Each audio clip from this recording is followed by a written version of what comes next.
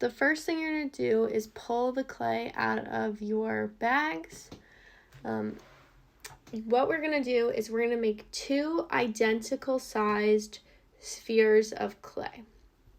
So you obviously want more clay, you want extra clay to do all of your add-ons for the rest of your sculpture, but for this, we're probably going to make the spheres about 2 inches each.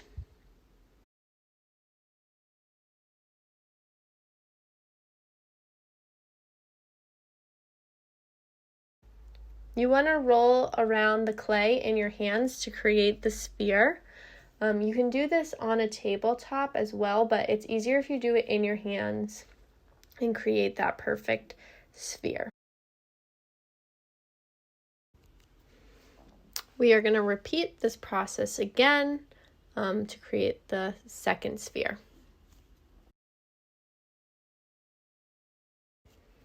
You can now put your extra clay away because we're only going to be using the clay we have out.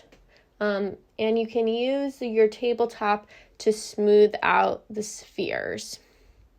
You want to make sure you want to put them next to each other and make sure that they're both the same size. And now we want to make our pinch pots. So you want to stick your thumb into the clay. You don't want to go through the entire clay. You just want to get to like the center of the sphere, and then you want to use your hand like a claw and go around and keep turning the clay to create a bowl-like shape. You want to make sure the sides of your clay don't get too thin. As you can see, I'm not doing this on the tabletop.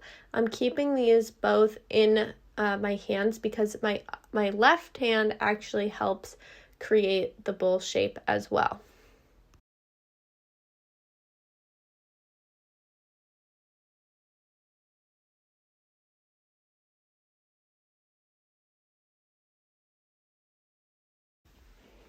I'm going to repeat the same process again, and I want to make sure I keep comparing them and make them the same size.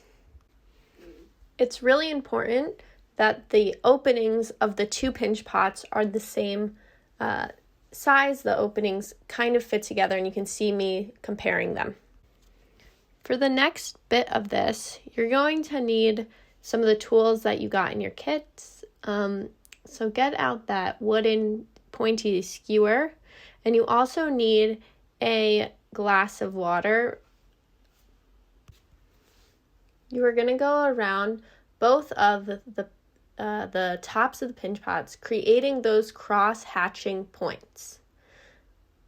You're going to repeat this process twice, and then you're going to fill in the cross hatches with just a little bit of water.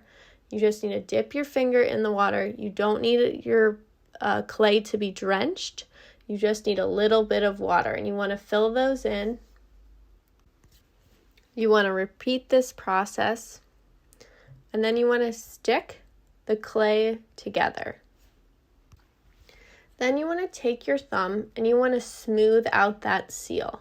So basically you want to be really, really, really gentle with your clay at this point because essentially you made a bubble, and obviously you can pop this bubble, so you want to be really, really gentle with it. Once you've completely gone around the entire egg-like shape at this point and smoothed out that seal, you want to go back in and smooth out the rest of the clay because you'll notice there's like clumps of clay. So obviously the best tool are your hands. You do not need any water for this process. If you use water to smooth it out, you're just going to make an entire mess. So we don't need any water. You can pound it, not pound it, but you can lightly pick it up and drop it onto the table.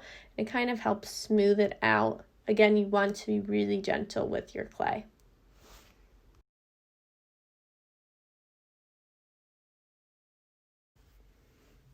By the end of today, you should have your egg shape. It should be pretty smooth. It doesn't need to be perfect because we're not letting it air dry yet. We'll still have time to manipulate it and add on to things, but once you're happy with your shape of your egg and your head, you're just gonna leave it as is.